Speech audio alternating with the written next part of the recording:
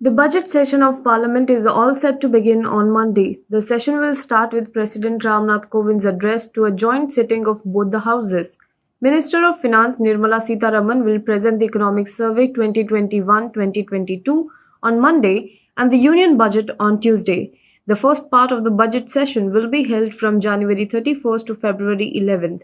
After this, it will go into a recess to examine the budgetary allocation for different departments. The session will resume on March 14th and conclude on April 8th.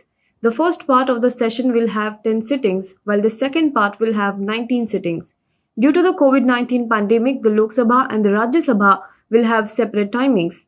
During the session, members will be seated in both the houses to ensure social distancing. While the upper house will be in session from 10 a.m. to 3 p.m., the lower house will sit from 4 p.m. to 9 p.m. Amid the latest row over the Pegasus spyware controversy, Congress MP Adhir Ranjan Chaudhary has written to Lok Sabha Speaker Om Birla on Sunday to demand that a privilege motion be initiated against the Minister of Information and Technology for deliberately misleading the House on the Pegasus issue.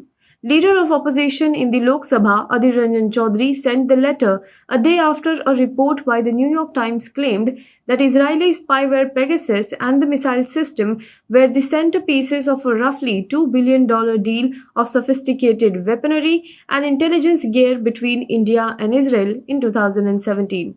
The government on the floor of the House always maintained that it had nothing to do with the Pegasus spyware and it never bought the spyware from the NSO group. The Modi government also lied to the Supreme Court when it was directly questioned about the purchase and deployment of Pegasus. In a sworn affidavit, the government said unequivocally, "We deny any and all of the allegations against the government on the Pegasus issue," Adhir Ranjan Chaudhary wrote in the letter. Prime Minister Narendra Modi will on Monday hold his first virtual rally for the Uttar Pradesh Assembly election.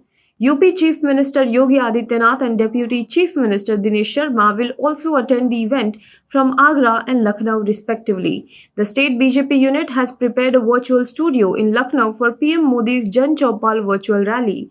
The rally will be broadcast in 21 assembly seats in 5 districts which are going to polls in the first phase.